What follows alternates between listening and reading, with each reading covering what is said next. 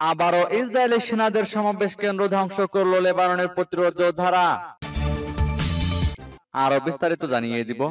এদিকে যুক্তরাষ্ট্র ইসরায়েল যুক্তরাজ্যের 4টি জাহাজে একদিনে হামলা হুতি বিদ্রোহীদের। এবার নিষিদ্ধ ক্ষেপণাস্ত্র উৎপাদন শুরু করার হুঁশিয়ারি রাশিয়ার। এদিকে হিজবুল্লাহর সঙ্গে যুদ্ধের পরিণতি নিশ্চিত পরাজয় দাবি ইসরায়েলি পত্রিকার। আরো জানিয়ে দিব। এবার খান ইউনিস খালি করার নির্দেশ ইসরায়েলের।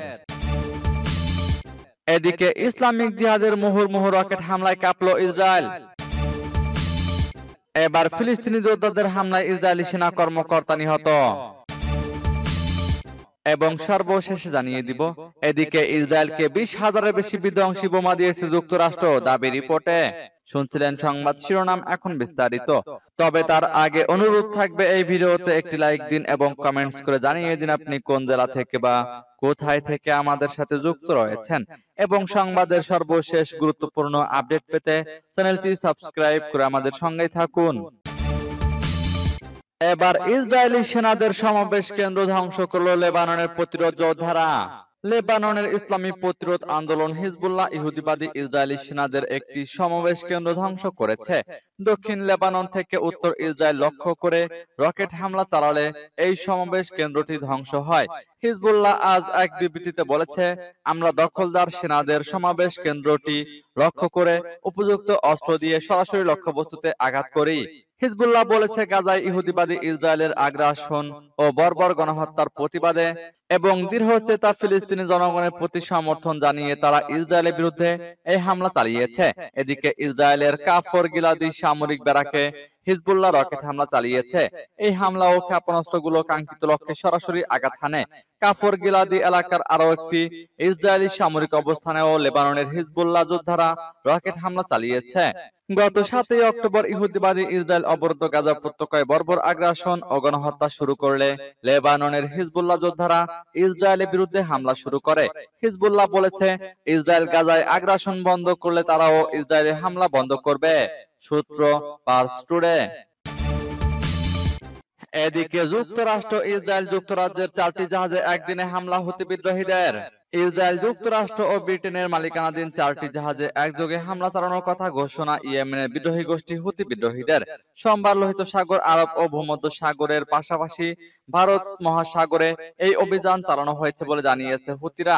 বিদ্রোহী গোষ্ঠীর মুখপাত্র ব্রিগেডিয়ার জেনারেল ইয়াহিয়া সারি বলেছেন, প্রথম অভিযানে আরব সাগরে ইসরায়েলি জাহাজ এমএসসি ইউনিফিককে লক্ষ্যবস্তু করা হয়েছে। এছাড়া চলতি সপ্তাহে দ্বিতীয়বারের মতো লোহিত সাগরে পরিচালিত অভিযানে তেলবাহী মার্কিন ট্যাঙ্কার ডেলেনিক্সকেও লক্ষ্যবস্তু করা হয়েছে বলে জানিয়েছেন তিনি। ইয়াহিয়া সারি বলেন, আরব সাগরে ইসরায়েলি জাহাজ এমএসসি ইউনিফিক লক্ষ্য করে বেশ কয়েকটি ক্রুজ ক্ষেপণাস্ত্র দিয়ে প্রথম অভিযানটি চালানো হয়। ক্ষেপণাস্ত্রগুলো নিখুঁতভাবে জাহাজটিতে আঘাত হানে। লোহিত সাগরে মার্কিন তেল ট্যাঙ্কার ডেলোনিক্সকে লক্ষ্য করে বেশ কয়েকটি ব্যালিস্টিক ও ক্রুজ ক্ষেপণাস্ত্র দিয়ে দ্বিতীয় হামলাটি চালানো হয়। লোহিত সাগরে মার্কিন জাহাজের বিরুদ্ধে চলতি সপ্তাহে এটি ছিল আমাদের দ্বিতীয় হামলা। তৃতীয় হামলাটি ভারত মহাসাগরে ব্রিটিশ ল্যান্ডিং জাহাজ অ্যানভিল পয়েন্টকে লক্ষ্য করে চালানো হয় জানিয়ে ইয়েমেনের সেনা মুখপাত্র বলেন, এই জাহাজটিতেও বেশ কয়েকটি ক্রুজ ক্ষেপণাস্ত্র নিক্ষেপ করা হয়, যেগুলো ছিল নিখুঁত এবং সরাসরি জাহাজটিতে আঘাত হেনেছে। এবার নিষিদ্ধ ক্ষেপণাস্ত্র উৎপাদন শুরু করার হুঁশিয়ারি রাশিয়ার। রাশিয়ার প্রেসিডেন্ট ভ্লাদিমির পুতিন জানিয়েছেন, তার দেশের উচিত স্বল্প ও মাঝারি পাল্লার ক্ষেপণাস্ত্র উৎপাদন পুনরায় শুরু করা। শুক্রবার মস্কোতে শীর্ষ নিরাপত্তা কর্মকর্তাদের সঙ্গে এক বৈঠকে একথা বলেছেন তিনি। 500 থেকে 5,500 কিলোমিটার রেঞ্জের ক্ষেপণাস্ত্রের কথা উল্লেখ করে পুতিন বলেছেন, এখন মনে হচ্ছে আমাদের স্বল্প ও মাঝারি পাল্লার ক্ষেপণাস্ত্র উৎপাদন শুরু করা দরকার। 1987 সালে তৎকালীন সোভিয়েত ইউনিয়ন এবং মার্কিন যুক্তরাষ্ট্র ইন্টারমিডিয়েট রেঞ্জ নিউক্লিয়ার ফোর্সেস ট্রিটি চুক্তির অধীনে এ ধরনের ক্ষেপণাস্ত্র উৎপাদন নিষিদ্ধ করেছিল। তবে 2019 সালে যুক্তরাষ্ট্র এ চুক্তি থেকে সরে দাঁড়িয়েছিল। সে সময় রাশিয়া বলেছিল, যুক্তরাষ্ট্র যদি রাশিয়ার আক্রমণাত্মক দূরত্বের মধ্যে ক্ষেপণাস্ত্র মোতায়েন না করে, তবে তারা মাঝারি পাল্লার ক্ষেপণাস্ত্র উৎপাদনে স্থগিতাদেশ মেনে চলবে। শুক্রবার শীর্ষ নিরাপত্তা কর্মকর্তাদের উদ্দেশ্যে পুতিন বলেছেন, যুক্তরাষ্ট্র ডেনমার্কে প্রশিক্ষণ মহড়ায় এ ধরনের ক্ষেপণাস্ত্র ব্যবহার শুরু করেছে। আমাদের এ বিষয়ে প্রতিক্রিয়া জানাতে হবে। আমাদের পরবর্তী করণীয় সম্পর্কে সিদ্ধান্ত নিতে হবে। মনে হচ্ছে আমাদের এই স্ট্রাইক সিস্টেমগুলো তৈরি শুরু করে দেওয়া দরকার। তিনি আরো বলেছেন, তারপরে বাস্তব পরিস্থিতির উপর ভিত্তি করে আমাদের নিরাপত্তার জন্য তাদের কোথায় মোতায়েন করা হবে সে সম্পর্কে সিদ্ধান্ত নিতে হবে। এদিকে হিজবুল্লাহর সঙ্গে যুদ্ধের পরিণতি নিশ্চিত পরাজয় দাবি ইসরায়েলি পত্রিকার। তেল আবিব থেকে প্রকাশিত একটি পত্রিকা লেবাননের বিরুদ্ধে সম্ভাব্য সর্বাত্মক যুদ্ধের ব্যাপারে তেল আবিবের প্রতি হুঁশিয়ারি উচ্চারণ করে লিখেছে, হিজবুল্লাহর সঙ্গে ব্যাপক ভিত্তিক যুদ্ধ হলে ইসরায়েল নিশ্চিতভাবে পরাজিত হবে। আল আকসা তুফান অভিযান শুরু হওয়ার পর লেবাননের হিজবুল্লাহ তার ভান্ডারে থাকা নিখুঁত সমরাস্ত্র দিয়ে ইসরায়েলের উত্তর অঞ্চলে হামলা শুরু করে। এই হামলার ফলে উত্তর ইসরায়েলের বিস্তীর্ণ এলাকার অধিবাসীরা তাদের ঘরবাড়ি ফেলে দক্ষিণ দিকে পালিয়ে যায়। ইসরায়েলি গণমাধ্যম পালিয়ে যাওয়া ইহুদিবাদীর সংখ্যা 60,000 বলে উল্লেখ করলেও প্রকৃত সংখ্যা আরো অনেক বেশি বলে মনে করা হয়। কার্যত লেবানন সীমান্তবর্তী অঞ্চলগুলোতে হিজবুল্লাহর হামলায় ইসরায়েলি বাহিনী অসহায় হয়ে পড়ে এবং বিষয়টি ইহুদিবাদী কর্মকর্তাদের মারাত্মকভাবে ভাবিয়ে তোলে। পার্স টুডের রিপোর্ট অনুসারে ইসরায়েলি দৈনিক হারেতস লেবাননের সঙ্গে যুদ্ধের ফলাফল সম্পূর্ণ পরাজয় শিরোনামের এক সংবাদ বিশ্লেষণে লিখেছে, লেবাননের বিরুদ্ধে ব্যাপক ভিত্তিক যুদ্ধ শুরু করলে, বিশেষ করে দেশটির বিরুদ্ধে স্থল অভিযান চালালে ইসরায়েল ভয়াবহ পরাজয়ের সম্মুখীন হবে।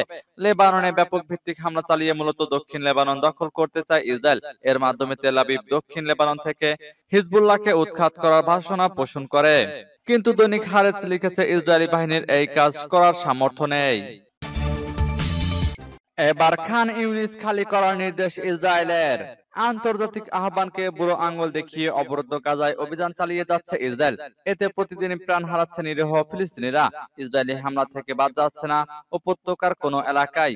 এমনকি ত্রাণ নিতে যাওয়া ফিলিস্তিনিরাও হচ্ছেন বিমান হামলার টার্গেট। এবার অবরুদ্ধ উপত্যকার দ্বিতীয় বৃহত্তম শহর খান ইউনিসের পূর্বাঞ্চল থেকে ফিলিস্তিনিদের সরে যাওয়ার নির্দেশ দিয়েছে দখলদার ইসরায়েল। ইসরায়েলি সামরিক বাহিনীর মুখপাত্র আবিচাই আদ্রাই এক বার্তায় খান ইউনিসের বাসিন্দাদের উদ্দেশ্যে বলেন, নিরাপত্তার স্বার্থে অবিলম্বে মানবিক অঞ্চলে সরে যেতে হবে। তবে মানবিক অঞ্চল বলতে কোন জায়গাকে বুঝিয়েছেন তা স্পষ্ট করেননি তিনি। ধারণা করা হচ্ছে ফিলিস্তিনিদের আল মাওয়াচি এলাকায় যেতে বলা হচ্ছে। তবে সেই এলাকাতেও সম্প্রতি বিমান হামলা চালিয়েছে ইসরায়েলি সেনারা। শহর ছেড়ে যাওয়ার নির্দেশের পর বসতভিটা ছাড়তে শুরু করেছেন খান ইউনিসের বাসিন্দারা। যে যেভাবে পারছেন নিরাপদ জায়গায় সরে যাওয়ার চেষ্টা করছেন। অনেকের আশঙ্কা, দ্রুত শহরের পূর্বাঞ্চলে ব্যাপক মাত্রায় অভিযান শুরু করতে যাচ্ছে নেতানিয়াহুর সেনারা। উত্তর এবং দক্ষিণ অঞ্চলে ইসরায়েল ও হামাসের মধ্যে ব্যাপক সংঘর্ষের খবর পাওয়া গেছে। এতে দুপক্ষেই হতাহত হয়েছে বলে জানিয়েছে বিভিন্ন গণমাধ্যম। এদিকে ইসলামিক জিহাদের মুহুর্মুহু রকেট হামলায় কাঁপল ইসরায়েল। ইসরায়েলে বেশ কয়েকটি রকেট ছুড়েছে ফিলিস্তিনের সশস্ত্র গোষ্ঠী ইসলামিক জিহাদ। সোমবার রাতে এই হামলা চালানো হয় বলে জানিয়েছে বার্তা সংস্থা রয়টার্স। প্রতিবেদনে বলা হয়, হামাসের মিত্র গোষ্ঠী ইসলামিক জিহাদ বলেছে, ইসরায়েলি ইহুদি শত্রুরা আমাদের ফিলিস্তিনি জনগণের উপর নির্মম হত্যাযজ্ঞ চালাচ্ছে। তাদের হত্যাযজ্ঞের প্রতিক্রিয়া হিসেবে গাজা সীমান্তের কাছে ইসরায়েলি সম্প্রদায়ের দিকে রকেট ছোড়া হয়েছে। রকেট হামলার বিষয়টি নিশ্চিত করেছে ইসরায়েলি সামরিক বাহিনী। তারা জানিয়েছে, দক্ষিণ গাজার খান ইউনিস এলাকা থেকে ফিলিস্তিনের গোষ্ঠী অন্তত 20টি রকেট ছুড়েছে। তবে কোনো হতাহতের ঘটনা ঘটেনি। এদিকে গাজার দ্বিতীয় বৃহত্তম শহর খান ইউনিসের পূর্ব অঞ্চল থেকে ফিলিস্তিনিদের সরে যাওয়ার নির্দেশ দিয়েছে দখলদার ইসরায়েল। নেতানিয়াহু বাহিনীর এমন ঘোষণার পর শহর ছেড়ে যেতে শুরু করেছেন স্থানীয়রা। ইসরায়েলি সামরিক বাহিনীর মুখপাত্র আবিচাই আন্দ্রাই এক বার্তায় খান ইউনিসের বাসিন্দাদের উদ্দেশ্যে বলেন, নিরাপত্তার স্বার্থে অবিলম্বে মানবিক অঞ্চলে সরে যেতে হবে। তবে মানবিক অঞ্চল বলতে কোন জায়গাকে বুঝিয়েছেন তা স্পষ্ট করেননি তিনি।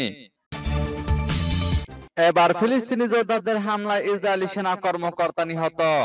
ইসরায়েলের প্রতিরক্ষা বাহিনী জানিয়েছে, পশ্চিম তীরে নূর শামস ক্যাম্পে অভিযানের সময় ফিলিস্তিনি প্রতিরোধ যোদ্ধাদের পেতে রাখা ইম্প্রোভাইজড এক্সপ্লোসিভ ডিভাইস বিস্ফোরণে আহত তাদের এক সেনা কর্মকর্তা মারা গেছেন। তুলকারেমের এই অভিযানের সময় প্রতিরোধ যোদ্ধারা ইসরায়েলের সামরিক বাহন লক্ষ্য করেও হামলা চালায়। আইইডি বিস্ফোরণের এই ঘটনায় ইসরায়েলের ডুব ডেবান কমান্ডোর আরও এক সেনা কর্মকর্তা গুরুতর আহত হয়েছে। ইসরায়েলি সামরিক বাহিনীর ওই রিপোর্টে বলা হয়েছে, কয়েক কেজি বিস্ফোরক বোঝাই নিজস্ব প্রযুক্তিতে তৈরি করা ওই আইইডি ইসরায়েলের গাড়ি যাতায়াত করার রাস্তায় পেতে রাখা হয়েছিল। ওই রাস্তা দিয়ে সাজোয়া যানটি যাওয়ার সময় ওই বিস্ফোরণের ঘটনা ঘটে। এতে সেনাদের বহনকারী গাড়িটিও ক্ষতিগ্রস্ত হয়েছে। তবে রিজার্ভ ফোর্সের নিহত ওই কমান্ডারের পরিচয় প্রকাশ করেনি ইসরায়েলি প্রতিরক্ষা বাহিনী। এদিকে ইসরায়েলকে 20,000-এর বেশি বিধ্বংসী বোমা দিয়েছে যুক্তরাষ্ট্র, দাবি রিপোর্টে। আন্তর্জাতিক চাপ তোয়াক্কা না করে ফিলিস্তিনের গাজা যুদ্ধে ইসরায়েলকে সবসময় অস্ত্র সরবরাহ করেছে মার্কিন যুক্তরাষ্ট্র। ইসরায়েলকে দেওয়া বিপুল পরিমাণে অস্ত্র সহায়তার মধ্যে 2,000 পাউন্ডের বোমা, হেলফেয়ার মিসাইল ও ক্ষেপণাস্ত্র রয়েছে। গত বছরের 7 অক্টোবরের পর থেকে তাদের এসব মারণাস্ত্র দিয়ে আসছে বাইডেন প্রশাসন। অস্ত্র চালান নিয়ে 2 মার্কিন কর্মকর্তা এক ব্রিফিংয়ে বিষয়টি প্রকাশ করেছেন। ব্রিটিশ গণমাধ্যম রয়টার্স এক প্রতিবেদনে এ তথ্য জানিয়েছে। নাম প্রকাশে অনিচ্ছুক মার্কিন কর্মকর্তারা জানিয়েছেন, 7 অক্টোবর থেকে এ পর্যন্ত যুক্তরাষ্ট্র কমপক্ষে 2,000 পাউন্ডের 14,000 MK-84 বোমা, 500 পাউন্ডের 6,500 বোমা, এয়ার টু গ্রাউন্ড ক্ষেপণাস্ত্র 3,000 ও 1,000 বাংকার বিধ্বংসী বোমা ইসরায়েলে পাঠিয়েছে। এছাড়া 2,600টি ছোট হাতবোমা সহ আরো কিছু গোলাবারুদ সরবরাহ করেছে। মার্কিন কর্মকর্তারা অস্ত্র চালানের দিন তারিখ না জানালেও যুদ্ধাস্ত্র সরবরাহের পরিমাণ থেকে বোঝা যায়, আন্তর্জাতিক চাপ তোয়াক্কা না করে অস্ত্র সরবরাহ সবসময় অব্যাহত রেখেছে মার্কিন যুক্তরাষ্ট্র, শুধুমাত্র বাইডেন প্রশাসনের একটি ভারী বোমার চালান বন্ধ ছাড়া।